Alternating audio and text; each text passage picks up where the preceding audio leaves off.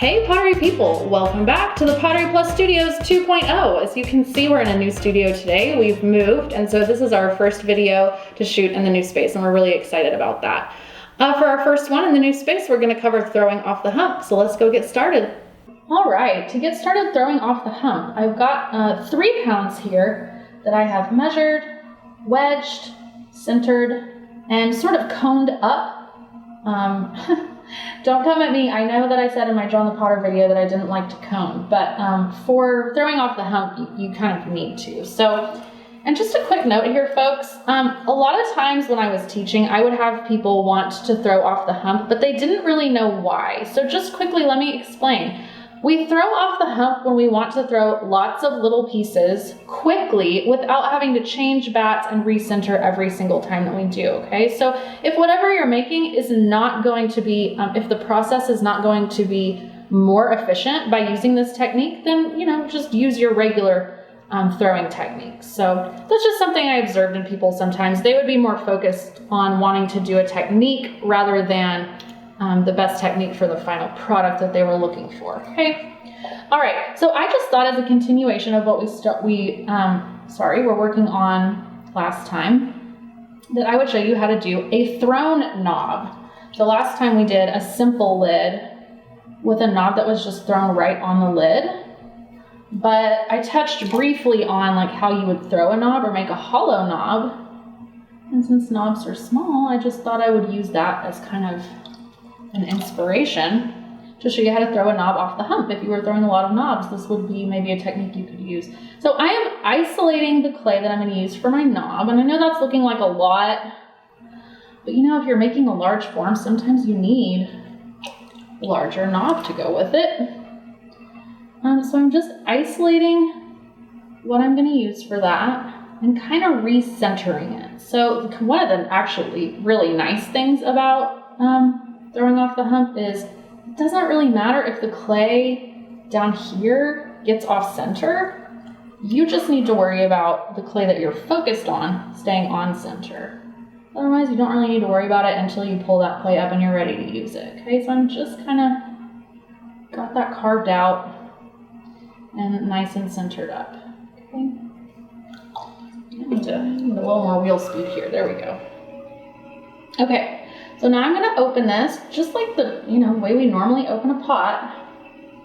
I'm just going to go straight down. All right, so now I've got like this really thick, tiny little cylinder kind of a shape with these really thick walls. And with a knob, doing this style where it's hollow, you can only get it so thin before it's just going to collapse. But I am going to pull the walls up using my normal, it's like a tiny crab claw, and my fingers supporting on the outside. So it's like, it's my normal motion for pulling the walls. It's just with my fingers instead of my whole hands because it's so small. So it's gonna look like this. I'm just gonna try to get some of the bulk moved around before I, before I do a really more aggressive pull. So here I'm kind of pushing it out down at the very bottom with my finger into this finger. And now I'm pinching that bulk in between and moving slowly up. You can see it doesn't really look like a knob yet. That's okay. Kind of got to do a little preparation before we start to shape the knob. And I feel that it's getting to the appropriate level of thinness. So if this were like a pot that I was throwing, it would still be considered pretty thick. But again, I'm gonna sort of be forming and sculpting this knob after I close it up. So I don't want it to be weak and too thin. Okay, that looks pretty good. Go on to the next step. So if I want to make a round knob, what I'm gonna do is I wanna sort of define the waist part of the knob, or the area where it will attach to whatever I'm attaching it to. And then I'm going to push out from the inside. It's going to kind of have like a weird little straight up moment at the top, but that you need that because that's what we're going to use to close this in. And now, so I pushed it out from the inside a little bit, but not too dramatically. Because again, you know, you push it too far, it gets hard to close in and hard to work with. So I'm gonna go ahead and close it in now while I still have plenty of material left up there. And if it gets a little wobbly, it's okay, just keep going.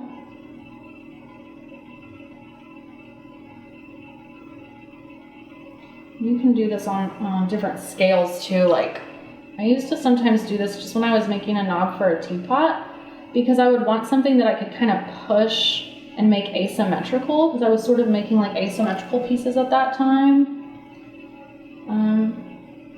And also so the lid that I showed you last time, you just throw the knob right on the lid, but some lids you have to throw and basically the lid's upside down and then you carve it out. So you have to attach a knob.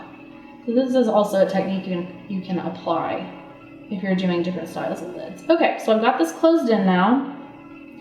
And you can see it looks a bit like wobbly, asymmetrical, but I don't know, friends. I've just found that with a closed-in form of any kind, you just kind of have to live with a little bit of that and then center it back up as best you can once you get it closed at the top. And the thing I used to always say to my students is, when this thing is not moving, you're not going to see a tiny bit of off-centeredness when it still becomes much less noticeable. Okay, so from here, I'm just going to do some shaping. So I want, again, a little more definition down here at the bottom, a little more curve going up to the knob. So I'm just sort of pushing in and defining that more. And then also, I kind of like it to be flat on the top. And what's nice about that is when you flatten it out, it pushes that air bubble that's in there kind of down and out. Ooh. I reopened my opening. Hold on, folks. Might have gone a little too hard. And that's okay. Yeah, and so what you get when you kind of flatten that top part is sort of like an angled sort of a knob, like that. Which I don't know. I kind of like that. I feel like for usability, it's a nice shape to be able to pick up. Especially like if you're making a knob this big, this would probably be for quite a large lid that would, you know, have some bulk to it. So you want a nice, good feeling shape for someone to pick up something like that. All right, I'm gonna quit fiddling around with this, and I'm gonna use the rest of this clay to show you how to throw a bowl off of the hump. But that is our knob. Okay, so I'm just smoothing this surface out a little bit. I got up to get my needle tool and I saw my metal rib over there and I just couldn't resist, but I won't fiddle around with this too long. So I just wanted to quickly show you how to remove this, because obviously we're gonna have to take it off to be able to use the rest of the clay that's there underneath. So I'm gonna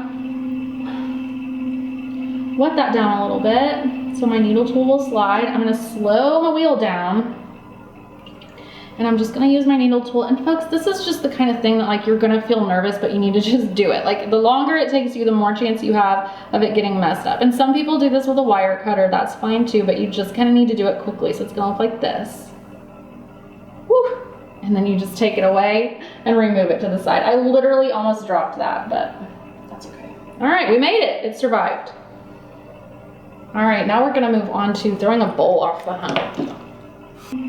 So now we're gonna do the same thing again. We're gonna center back up and we're gonna isolate some clay, but it'll be a bigger piece this time because I'm gonna make a little bowl. And I will not by any means be using all of this remainder of this 3 pounds, but I'm gonna have a little excess to start on our next project. And some techniques of making a lid, like I said just a moment ago, they start with a bowl. So it's kind of nice to have this little trick in your back pocket, because again, if you're making a lot of lids, throwing off the hump, that's the kind of technique that throwing off the hump is the type of technique that helps you when you're making a lot of something. And you want to do it kind of quickly. Okay, so I'm isolating out what I want to use for my bowl. I'm gonna center it up again, and I feel a little air bubble in there, so I'm not gonna get too worried about it. But I am gonna sort of keep an eye on that and make sure that I stay really well centered. Okay. So since a bowl is a low wide form, I kind of need to get this centered a little lower and wider so that it's already going in the direction that I'm asking the clay to go to. So I've talked about it in some of my other videos before. If you center, you know, high and narrow, and then you ask the clay to go into a bowl shape, it's just a little extra challenging. So we can remove that challenge by like almost getting the clay going in a bowl shape right from the beginning.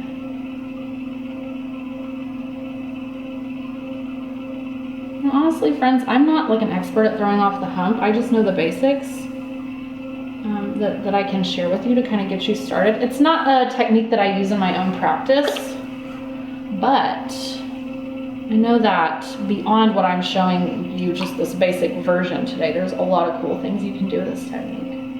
Okay, so to start my bowl, I'm gonna put my fingers down and at an angle so that I get that nice round opening. And I'm just pulling it back and towards myself and kind of up and out at an angle like that. Because we don't want our bowl to have a flat bottom. But you know what, if it does, it's fine. Don't like throw it away or anything. Just keep practicing. So now I just need to do a little cleanup. I think I'm gonna open my opening a little further. I'm just gonna pull this back a bit more. Now you can only go so far with this when you're throwing off the hump because it's not as supported down underneath as if the bottom of the bowl was just attached to the bat. So I would say if you're making very low wide bowls, very stretched out bowls, this probably is not gonna be the best technique. But if you're just making like little you know, small ice cream bowls or cereal bowls or whatever, this can be a doable technique for that. Okay, so before I really pull, I need to kind of get rid of this bulk and spread it out differently so that when I pull, I'm pulling up from, you know, relatively even walls. So I'm just gonna take my sponge and kind of push that in and up, but still keeping my shape of my clay in a bowl, okay? I'm kind of doing like a pseudo pull, a semi pull, to prep the clay again for what I'm going to be asking it to do. All right. So now I'm just going to pull as normal. So I'm just squeezing and moving my fingers slowly up the wall. And just a reminder with bowls, if you don't go like perfectly straight up, it's okay, but you want to try to so that you're not throwing and shaping your bowl all at the same time. So if I pull intentionally out like this, it can get sort of out of control on me and get stretched too far, and I don't want that.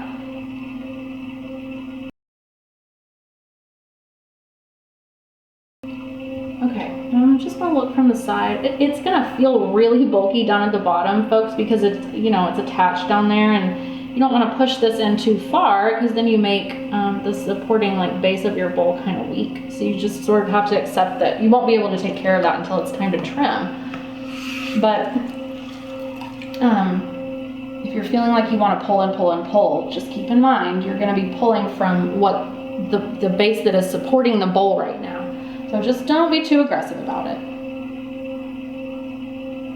But I know sometimes when we feel those areas of thickness between our fingers, it's hard to not just want to get it all stretched out. All right, so now I'm just going to shape this bowl up, and it'll be ready to cut off. And I'm going to do my normal shaping. I'm going to lean my rib, and I'm going to push the bowl from the inside out into the rib. And that's going to shape the bowl and smooth the edges for me. Pretty good. Could probably take it a little further, but I don't want this video to get too long and drag out. So I'm just going to do a quick refinement on the inside, and I'm going to call that good. Now, obviously my needle tool is not long enough to cut under this guy and remove from the hump. So I am going to have to grab my wire cutter for that. I'm just seeing like a little indention here, folks, that I need to stop fiddling around with. Maybe you see it too, but you know how easy it is to get hung up on stuff like that. Okay, I'm gonna stop. Okay, so again, just like when we cut off our knob, it's gonna be sort of nerve-wracking to do with the bowl, but you kind of just have to take a deep breath and do it. And I don't know, feel as confident as you can. I know if it's like your first time, that's easier said than done, but being intentional when you do this part will help, I think. Okay, so I'm gonna get it a bit wet again. And then I'm not gonna do this with the wheel moving. Some people do. I think that's like varsity level throwing off the hump, and that's not where I'm at today. So I'm just gonna cut it with the wheel still and steady, and then quickly just kind of pick this guy up and move it off to the side. I'm gonna go like that, just pull it through, and then slide it off, move it off to the side. Okay, so that went pretty well. I'm not too mad about that. Your bowl will get just a tiny bit warped when you do that, but don't worry, you can kind of fiddle around with it as it gets a bit drier and straighten it back out. So I hope this video was helpful for you today, and I'm really glad you joined us for our first video in the new studio, and we will see you in 2 weeks.